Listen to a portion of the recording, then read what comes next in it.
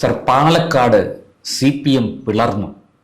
കാരണം അവിടെ അസംതൃപ്തരുടെ കൺവെൻഷൻ എന്ന പേരിൽ ഒരു പരിപാടി, ഒരു കൂട്ടായ്മ CPMലെ പഴയകാല നേതാക്കൾ ചേർന്ന് സംഘടിപ്പിച്ചിരിക്കുകയാണ്.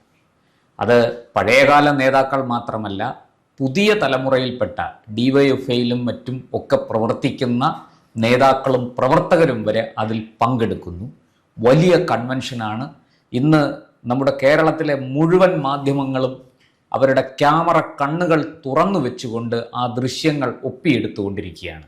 അതുകൊണ്ടാണ് ഞാൻ ചോദിച്ചത്, പാലക്കാട് CPM പിളർന്നു? പാലക്കാട് മാത്രമല്ല, കേരളമൊട്ടാകെ സംഭവിക്കുന്നതിൻ്റെ ചില സൂചനകളാണ് പാലക്കാട് വഴി ഇപ്പോൾ പലരും അറച്ച് മടിച്ചു നിൽക്കുകയാണ്. നമ്മൾ ഈ വിരശല്യം പോലെ നിസാരമായി കാണേണ്ട ഒന്നല്ല ഈ വിമതശല്യം എന്ന് പറയുന്നത്. പാർട്ടി സാധാരണഗതിയിൽ ഇത് വരുന്നത് വെച്ചാൽ കോൺഗ്രസ് പാർട്ടിക്കുള്ളിലാണ് ഇലക്ഷൻ എടുക്കുമ്പോൾ വിമതശല്യം എന്ന് പറയുന്നത്. അത് പലപ്പോഴും കളിയാക്കിയിട്ടുള്ള ഒരു പ്രസ്ഥാനമാണ് കമ്മ്യൂണിസ്റ്റ് പ്രസ്ഥാനം എന്ന് പറയുന്നത്. ഞങ്ങൾക്ക് പാർട്ടി ചിട്ടവട്ടങ്ങളുണ്ട്, അതുണ്ട്, ഇതുണ്ട് എന്നൊക്കെ പറഞ്ഞിട്ട് അടക്കിയിരുത്താൻ നോക്കും. അല്ല, കഴിഞ്ഞ 10 വർഷമായിട്ട് കോൺഗ്രസ്സുകാരെ കൈപ്പത്തി വിട്ട് താമരയിലേക്ക് പോകുന്നു എന്ന് പറഞ്ഞ് ആക്ഷേപിക്കുകയാണ്. ഇപ്പൊ അതൊന്നും അല്ലല്ലോ സ്ഥിതി. ഇപ്പോ കമ്മ്യൂണിസ്റ്റ് പ്രസ്ഥാനങ്ങളിൽ നിന്ന് തന്നെ താമരയിലേക്ക് കമ്മ്യൂണിസ്റ്റ് പ്രസ്ഥാനം ഒന്നടങ്കം ഒഴുകി പോകുന്ന കാഴ്ചയാണ് വന്നത്. ഇപ്പൊ ചുരുക്കത്തിൽ ഈ പാലക്കാട് സംഭവിച്ച കാര്യം എന്ന് പറയുന്നത്, ഈ നമ്മുടെ എത്ര നാള് കണ്ണുരുട്ടി ഒരാളെ അടിമയാക്കി നിങ്ങൾക്ക് കൊണ്ടുപോകാൻ ഭീഷണിപ്പെടുത്തി. അപ്പോൾ ഇവരെല്ലാം തന്നെ ഇപ്പോൾ PKCC ആയിക്കോട്ടെ, അദ്ദേഹം ആരോപണ മുക്തനായിരുന്നുവെന്നോ കറകളഞ്ഞ നേതാവാണെന്നൊന്നും എനിക്ക് അഭിപ്രായമില്ല. പലപ്പോഴും ഈ മുൾമുനകൾ അദ്ദേഹത്തിൻ്റെ നേരെ വന്ന ഒരാളാണ്. പക്ഷെ ഇങ്ങനെയുള്ള ആൾക്കാർ കേരളത്തിൻ്റെ, നിങ്ങൾ ആരും നോക്കൂ, കണ്ണൂർ ജില്ലയിലില്ലേ, എറണാകുളം ജില്ലയിലില്ലേ, ഇടുക്കിയിലില്ലേ, ആലപ്പുഴയിലില്ലേ, പാലക്കാടില്ലേ, തിരുവനന്തപുരത്തില്ലേ, പേരുകൾ നമ്മൾ പറഞ്ഞാൽ അതിന് വേറെ 2-3 എപ്പിസോഡ് നമുക്ക് വേണ്ടി വരും. അപ്പോൾ ഈ ഒരു അവസ്ഥ, അതായത് കേരളത്തിലെ 14 ജില്ലകളിലും ഈ പറഞ്ഞതുപോലെ അസംതൃപ്തരായ CPM നേതാക്കളുടെ ഒരു വലിയ സംഘം. നമ്മൾ എപ്പോഴും ചിന്തിക്കേണ്ടത്, ഒരു പിണറായി വിജയൻ പാർട്ടി സെക്രട്ടറിയായി നമ്മൾ കഴിഞ്ഞ ദിവസങ്ങളിലൊക്കെ സംസാരിച്ചതുപോലെ ഒരു വെട്ടിത്തെറ്റൽ സംഭവിച്ച് പാർട്ടിക്ക് ഒരു നാവേ ഉള്ളൂ എന്ന് പറഞ്ഞ നിമിഷം മുതൽ സംസാരിക്കാൻ കഴിയാത്ത, അവസരം ലഭിക്കാത്ത, അനുവദിക്കാത്ത കുറച്ചധികം ആൾക്കാർ ഏതെങ്കിലും സാഹചര്യത്തിൽ എവിടെയെങ്കിലും ആരെങ്കിലും സംസാരിച്ചു തുടങ്ങുമ്പോൾ ആ സ്വാതന്ത്ര്യം തങ്ങൾക്കും കൂടി അവകാശപ്പെട്ടതായിരുന്നൊരു ബോധ്യമുണ്ടാകുമ്പോൾ സ്വാഭാവികമായി അവർ സംസാരിച്ചു തുടങ്ങും. അങ്ങനെ സംസാരിച്ച് തുടങ്ങുന്നതിൻ്റെ ലക്ഷണങ്ങളാണ് പാലക്കാട് നിന്ന് കണ്ടു തുടങ്ങിയത്. ഇതൊരു വലിയ തുടക്കമായിരിക്കും. ഇത് തന്നെയാണ് വാസ്തവത്തിൽ പലപ്പോഴും ഇത്രയും ഭംഗിയായ രീതിയിൽ ബംഗാളിൽ പോലും നടന്നിട്ടുണ്ടാവുമെന്ന് എനിക്ക് തോന്നുന്നില്ല. കാരണം ബംഗാളിലുണ്ടായതും സമാനമായ സംഭവങ്ങളാണെങ്കിലും അതിൻ്റെ രൂപവും ഭാവവും വേറെയായിരുന്നു.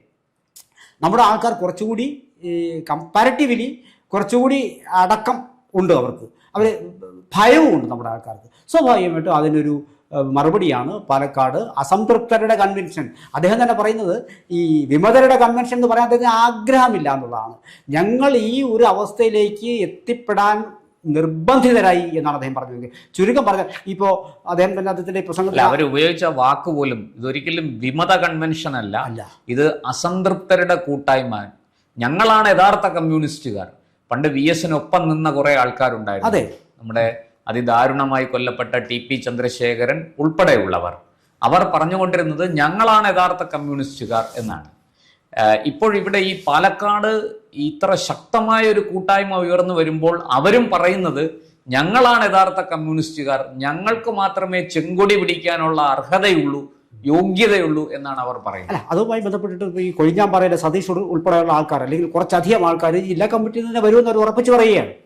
പക്ഷേ ഈ കമ്മ്യൂണിസ്റ്റ് പ്രസ്ഥാനം വിട്ടുപോകാൻ ഞങ്ങൾക്ക് താല്പര്യമില്ല, പക്ഷെ CPM അകത്ത് നിൽക്കാനും താല്പര്യമില്ല. അപ്പോൾ ഒരു പുതിയ പാർട്ടിയിലേക്കാണ് പാർട്ടി വിരൽ ചൂണ്ടുന്നത് മനസ്സിലാവുന്നു. ആ സാഹചര്യത്തിലാണ് അവിടെയുള്ള സ്വതന്ത്ര മുന്നണി, അതൃപ്തർ വേറെയുമുണ്ട്. പക്ഷേ ആ അതൃപ്തർക്ക് ഇവരുമായി ഒരുമിച്ച് ചേരാൻ കഴിയുന്നത് കമ്മ്യൂണിസ്റ്റ് പ്രസ്ഥാനമേ വിടണമെന്നുള്ള കാഴ്ചപ്പാടുള്ളവരോടെയുണ്ട്. അപ്പോൾ പാലക്കാട് ജില്ല ഒന്ന് ആലോചിച്ച് നോക്കുക, നല്ല കമ്മ്യൂണിസ്റ്റ് ബേസുള്ള ഒരു സ്ഥലം. സർ, അത് അങ്ങ് പറഞ്ഞ ഈ കമ്മ്യൂണിസ്റ്റ് ബേസുള്ള അടിത്തറ, ഏറ്റവും ശക്തമായ അടിത്തറയുള്ള ഒരു ജില്ലയാണ് പാലക്കാട് CPM-നെ സംബന്ധിച്ച്. പക്ഷെ ആ പാലക്കാട് ആ അടിത്തറ ഇളകാൻ തുടങ്ങിയിട്ട് കാലം കുറേയായി.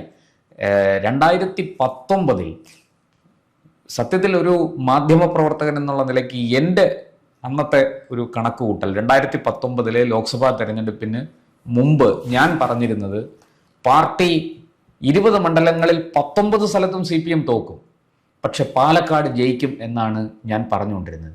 റിസൾട്ട് വന്നപ്പോൾ അന്തം വിട്ടുപോയി. പാലക്കാടാണ് ആദ്യം തോറ്റത് പാർട്ടി. അവിടെ ഒട്ടും പ്രതീക്ഷയില്ലായിരുന്നു. കാരണം VK ശ്രീകണ്ഠൻ എന്ന് പറയുന്ന ഒരു കോൺഗ്രസിന്റെ സ്ഥാനാർത്ഥി ഒരു തരത്തിലും പാലക്കാട് മത്സരിക്കാൻ ഒരു മികച്ച മത്സരം കാഴ്ചവെക്കാൻ കഴിവുള്ള ഒരാളായിരുന്നില്ല. എന്നിട്ടും എല്ലാവരെയും ഞെട്ടിച്ചുകൊണ്ട് അവിടെ VK ശ്രീകണ്ഠൻ ജയിച്ചു. അവിടെ പാർട്ടി 8 നിലയിൽ പൊട്ടി. MP രാജേഷിന് വലിയ തിരിച്ചടിയാണെന്ന് അവിടെ കിട്ടിയത്. അനിവാര്യമായ പതനത്തിലേക്ക് CPM നീങ്ങുന്നു എന്നതിന് CPM നേതാക്കൾക്കും അറിയാം, നേതാക്കൾക്കും അറിയാം. ഇപ്പോൾ നമ്മൾ ഈ ഒരു സീറ്റിൻ്റെ കാര്യം പറഞ്ഞു. ഈ കഴിഞ്ഞ ഇലക്ഷനിലും കഴിഞ്ഞ 2 ലോക്സഭാ ഇലക്ഷനിലായിട്ട് ഓരോ സീറ്റുകളാണ് ഇടതുപക്ഷത്തിൽ ലഭിച്ചത്. അത് തന്നെ എങ്ങനെയാണ് നേടിയെടുത്തുന്നവരുടെ നാട്ടിൽ പാട്ടാണോ?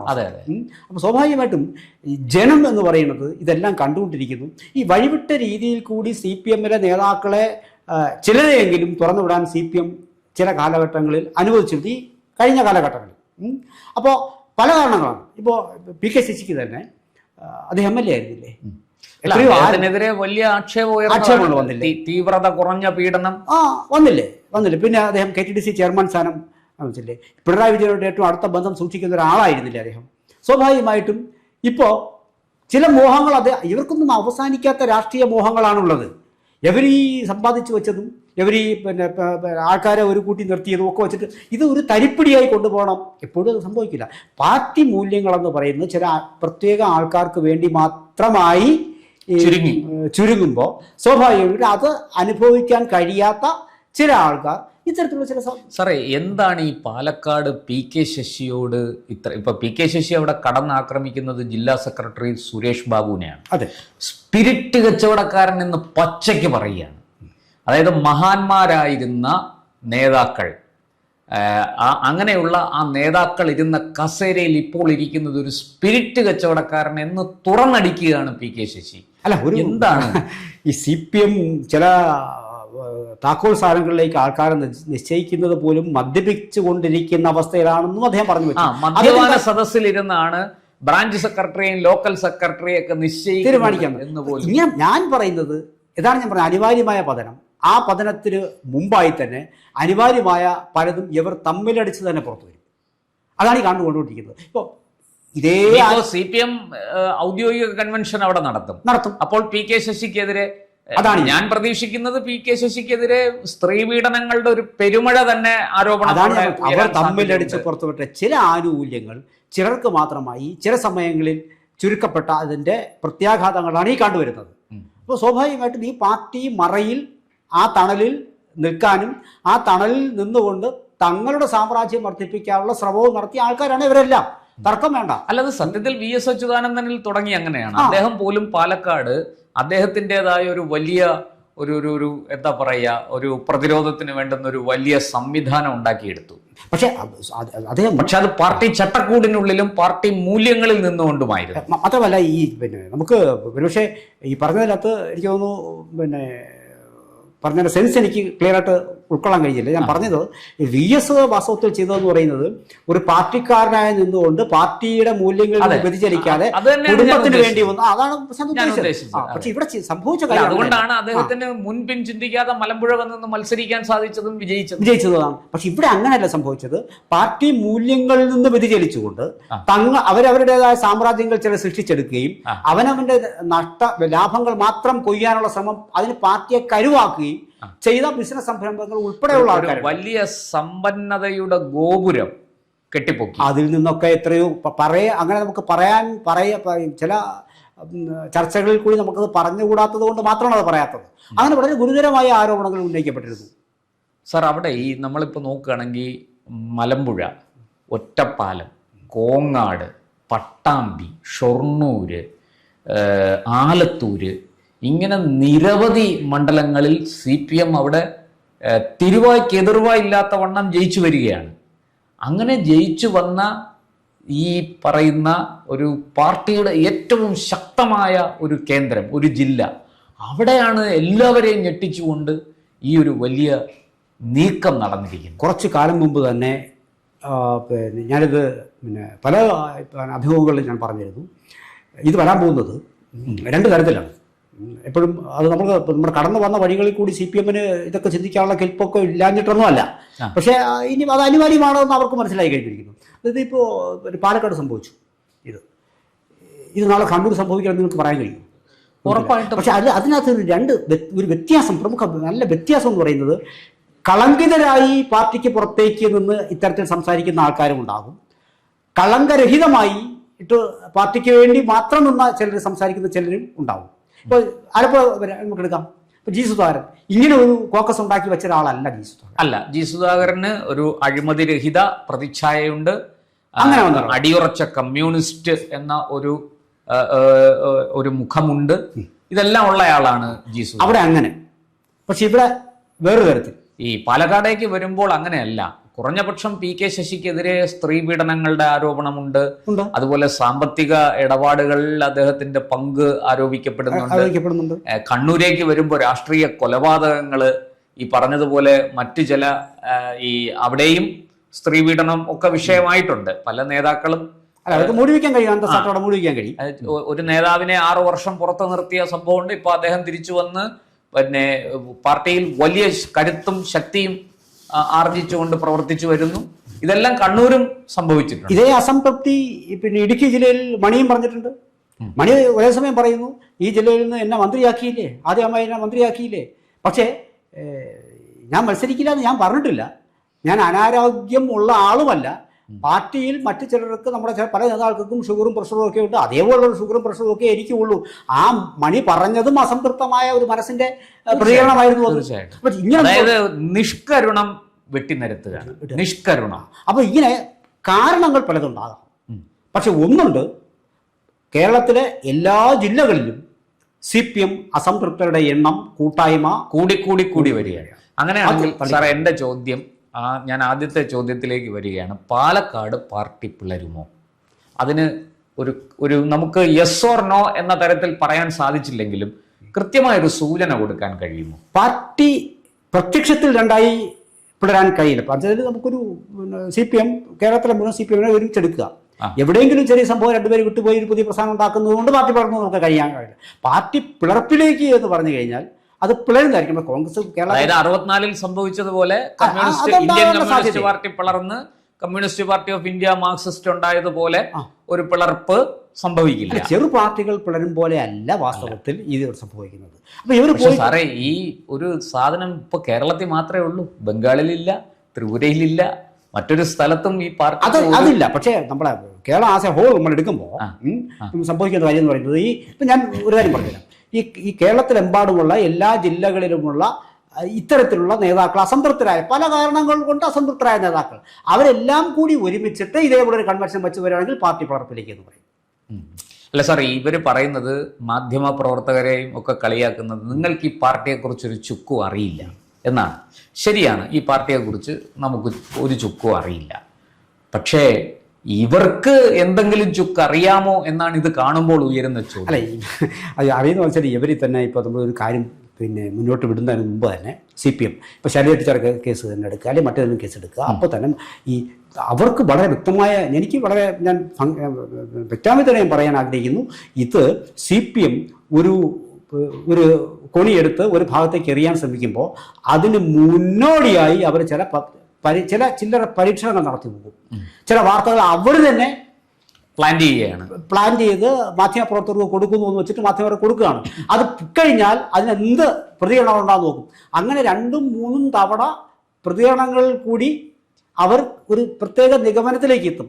എന്നിട്ട് അത് അവർ ഉദ്ദേശിച്ച കാര്യവുമായി തട്ടിച്ചു നോക്കും. എന്നിട്ട് അവർ കാര്യം ചെയ്യുള്ളൂ. ഇപ്പം KK ശൈലജയുടെ കേസിലും അത് തന്നെയാണ് സംഭവിച്ചത്. അപ്പൊ ഇത് ചോർത്തി വാർത്തയാക്കാൻ അവിടെയാണ് സാർ ചോദ്യം ഉയരുന്നത്. ഇങ്ങനെ എല്ലാം പാർട്ടി പഴുതടച്ച പ്രവർത്തനം നടത്തുമ്പോൾ പാർട്ടിയിൽ ഒരു പിളർപ്പ് സംഭവിക്കുമ്പോൾ വളരെ ലളിതമാണ്. KK ശൈലജയുടെ കാര്യത്തിൽ, PK ശശിയുടെ കാര്യത്തിൽ, G സുധാകരന്റെ കാര്യത്തിൽ, P ജയരാജന്റെ കാര്യത്തിൽ ഒക്കെ സംഭവിച്ചിരിക്കുന്നത് കേവലം ഒരു വ്യക്തിയെ മാത്രം വെട്ടി മാറ്റുകയല്ല ചെയ്തിരിക്കുന്നത്. അതിൻ്റെ ഭാഗമായിട്ട് ആ വ്യക്തി പ്രതിനിധാനം ചെയ്ത അതുവരെയുള്ള ഒരു രാഷ്ട്രീയ ജീവിതത്തെ കൂടി അവിടെ വെട്ടി മാറ്റപ്പെടുകയാണ്. അല്ല ഈ ഘട്ടം അതുകൊണ്ടാണ് ഞാൻ ഈ ചോദ്യം ചോദിച്ചത്. പാർട്ടി പിളരും, പാർട്ടി സമ്പൂർണ്ണമായ പിളർപ്പെന്ന് വ്യാഖ്യാനിക്കാൻ കഴിയാത്ത ചില്ലറ വിട്ടുപോകലുകൾ ഉണ്ടാവും. സമ്പൂർണ്ണമായ പിളർപ്പ് എന്ന് നമുക്ക് വ്യാഖ്യാനിക്കണമെങ്കിൽ ഞാൻ ഈ സംഭവിച്ചതുപോലെ അങ്ങനെയൊക്കെ സംഭവിക്കണമെങ്കിൽ ഈ അസംതൃപ്തരുടെ വലിയ വിഭാഗം ഉണ്ടായി വരികയും അതിന് ശക്തമായ ഒരു ലീഡർഷിപ്പ് ഉണ്ടായി വരികയും കളങ്കരഹിതം ആയ ഒരു വ്യക്തിത്വം അതിനെ നേതൃസ്ഥാനത്തേക്ക് വരികയും ചെയ്യുന്ന ഘട്ടത്തിൽ സ്വാഭാവികമായും പാർട്ടിയുടെ പല ഘടകങ്ങളിൽ നിന്നും ഒട്ടേറെ പേർ വരികയും അങ്ങനെ ഒരു സാഹചര്യത്തിലുള്ള ഒരു കൺവെൻഷനാണ് വാസ്തവത്തിൽ പിളർപ്പിലേക്ക് പോവുക എന്ന് പറയുന്നത്. അങ്ങനെയാണെങ്കിൽ സാർ, ഞാൻ ആ പാർട്ടി സമ്പൂർണമായൊരു പിളർപ്പ് എന്നുള്ള ആ ചോദ്യം അങ്ങോട്ടേക്ക് മാറ്റിവെച്ചിട്ട് പാലക്കാട് ജില്ലയിൽ ഇത്തരത്തിൽ ബുദ്ധിമുട്ട് തന്നെയാണ്. CPM-ന് വലിയ കനത്ത വെല്ലുവിളിയാണ് ഉണ്ടാവും, തർക്കം വേണ്ട. നമ്മളത് പറഞ്ഞു, ആലപ്പുഴയിൽ ജി സുധാകരൻ ഉയർത്തുന്നതിനേക്കാൾ കനത്ത, എനിക്ക് തോന്നുന്നു കേരളത്തിൽ ഏറ്റവും കനത്ത വെല്ലുവിളി പാർട്ടി നേരിടാൻ പോകുന്നത് പാലക്കാടായിരിക്കും. സ്വാഭാവികമായിട്ട് അവർ കൈപ്പിടിയിൽ ഒതുക്കി വെച്ചിരുന്ന കാര്യങ്ങളൊക്കെ കൈവിട്ടു പോകുന്ന അവസ്ഥയാണുള്ളത്. അപ്പോൾ അത് പാലക്കാട് സംഭവിക്കും, ആലപ്പുഴയിൽ സംഭവിക്കും, പല ജില്ലകളിലും സംഭവിക്കാനും സാധ്യതയുണ്ട്. ഈ പാലക്കാട് ഉണ്ടാകുന്ന ആ ഒരു പിളർപ്പ് അല്ലെങ്കിൽ തിരിച്ചടി, അതിൻ്റെ പ്രത്യാഘാതം അല്ലെങ്കിൽ അതിൻ്റെ അനുരണനങ്ങൾ മറ്റേതൊക്കെ ജില്ലയിൽ, അങ്ങിപ്പോൾ ആലപ്പുഴയുടെ കാര്യം പറഞ്ഞു, കണ്ണൂരിൻ്റെ കാര്യം നമ്മൾ ചർച്ച ചെയ്തു. പക്ഷെ അത് കൂടാതെ തിരുവനന്തപുരം തൊട്ട് നമ്മൾ കാസർഗോഡ് വരെ വിലയിരുത്തുമ്പോൾ ഈ പാലക്കാട് ഉണ്ടാകുന്ന സംഭവം എവിടെയൊക്കെ ഇത് ബാധിക്കാൻ സാധ്യതയുണ്ട്? അത്തരത്തെ ഒരു വിഷയം എന്ന് പറയുന്നത്, പാലക്കാട് ഇപ്പോൾ ശശിയുടെ നേതൃത്വത്തിലാണ് ഇത് സംഭവിച്ചിരിക്കുന്നത്. ശശിക്ക് മറ്റ് ജില്ലകളിലുള്ള സ്വാധീനം ജി സുധാകരനെ പോലുള്ള ഒരാളുടെ പോലെ അല്ല. ആ സ്വാധീനം നന്നേ കുറവുള്ള ഒരാൾ കൂടിയാണ് ശശി. KTDC ചെയർമാനൊക്കെ ആയിരുന്നു എന്നുള്ളത് സത്യമാണ്. പാലക്കാട് ജില്ലയിൽ അദ്ദേഹത്തിന് സ്വാധീനമുണ്ട്. ഞാൻ ഉദ്ദേശിച്ചത് പാലക്കാട് ഉണ്ടാകുന്ന ഈ ഒരു തിരിച്ചടി മറ്റുള്ളവരുടെ ഇത്തരം ചിന്തകൾക്ക് ആക്കം കൂട്ടും. അല്ല, ശശിക്ക് പിന്തുണ പ്രഖ്യാപിച്ചുകൊണ്ട് മറ്റ് സ്ഥലങ്ങളിൽ വരണമെന്നില്ല. പക്ഷെ അവരും അവരുടേതായ രീതിയിൽ ഒരു പുതിയ സ്പേസ് ഉണ്ടാക്കാനുള്ള ശ്രമങ്ങൾ നാളെ ചെയ്തുകൂടാകയില്ല. അതാണ് തീർച്ചയായിട്ടും നമുക്ക് വരട്ടെ. ഇപ്പോൾ പാലക്കാട് കൺവെൻഷൻ, ഈ അസംതൃപ്തരുടെ കൺവെൻഷൻ നടന്നുകൊണ്ടിരിക്കുകയാണ്. ഈ കൺവെൻഷന് CPM എന്ത് മറുപടി കൊടുക്കും, ഈ CPM-നെ ഭാവിയിൽ എങ്ങനെയൊക്കെയാണ് PK ശശിയും കൂട്ടരും നേരിടാൻ പോകുന്നത്, ഈ ചോദ്യങ്ങൾക്കെല്ലാം വരും ദിവസങ്ങളിൽ നമുക്ക് ഉത്തരം ലഭിക്കും.